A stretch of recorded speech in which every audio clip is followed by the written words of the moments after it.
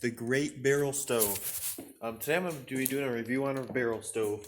So a lot of people will do these and put them in their shop and stuff because they're a really cheap way to get heat if you're heating with wood. And so I'm just going to talk about it a little bit today and how it heats my shop, or our shop. This is actually the shop at work, but this is a 30 by 50 pole barn.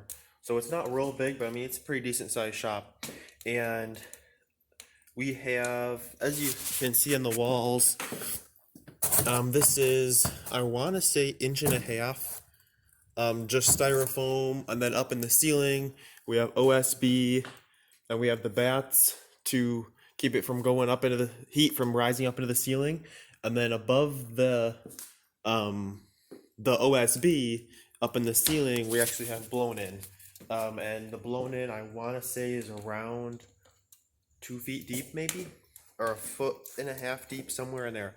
So not a whole ton, and we don't have a whole lot of insulation on the walls, obviously, just with that 1.5 inch foam. Reason we did the foam so far is because we knew we weren't going to do OSB over it right away, and we didn't want an ugly foam, and the white doesn't really look bad. It actually looks quite nice. If you see the rest of the barn, it really doesn't look bad at all. So we did that. And this barrel stove, this has the dual barrel kit. So we bought this kit originally, which just had the door. It came with this guy right here, which is a dampening system right there. And I will mention there's a dampening system right here also. There's a slide with the grooves. And then it came with the outlet, and then we put together the pipe, which runs outside. And let me show you guys the outside really quick. So there we got the chimney.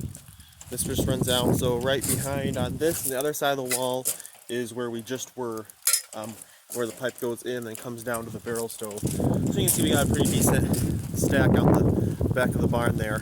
So it's raining, so let's go back in. It's raining pretty good here, actually. So you can see I just got this fire going. I mean, you can see this thing really draws pretty good. I mean, it lit up. This is pretty dry wood. This is actually dead standing elm. So it's pretty dry. But a lot of times I like to leave the door cracked like that, and it burns real well. But I mean, if you latch it, once it's going and stuff, you latch it right up, and it does just fine. And we always leave this wide open. So this, I believe, is closed all the way. That's wide open. You can run it at an angle, whatever you want. But I always just leave it wide open. And it really feeds great. And for how cheap these are, I want to say this kit was like $50 or something. Then you get the dual barrel kit. The dual barrel kit comes with these brackets to mount the second barrel. You can see there's one in the back too. And then it comes with these connectors, obviously, top and bottom, where the first one only comes with this one. And the second barrel kit does seem to add a decent amount of heat, but I don't know if there's really a ton of difference. There is a difference, but I mean, it depends on your shop size. For this size barn, we do notice a difference, and we don't keep this barn real hot anyway. Generally, we keep it like just a nice temperature for working, so your hands don't get cold, right around maybe 50 degrees or something like that. So we still wear sweatshirts in here and stuff. But overall, the performance of this thing is decent for how cheap the barrel stove is. So if you're on the fence whether to spend the extra money, I mean, it really depends on your shop size, because like I said, this is a 30 by 50 pole barn with not a whole ton of insulation, and it keeps it pretty comfortable in here. And we don't run it 24/7. Normally I'll light it up about an hour before I'm going to work, and by the time I get out here, this is where I do most of my working right here. You can see the bench is a disaster right now because I've been wrenching all this stuff, and been a crazy week.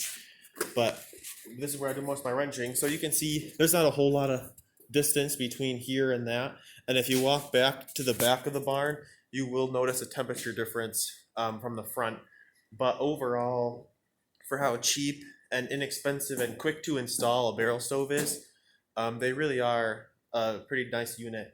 And it's been a while since I bought this one. I'm not sure what brand it is, but you can see, I mean, it's pretty simple. It's just a cast iron door. It's got a little kind of design on there, and it was black. I will tell you guys that, because if you're confused why it's white, not sure why it turned white, but it did, with heat as it got hot and stuff.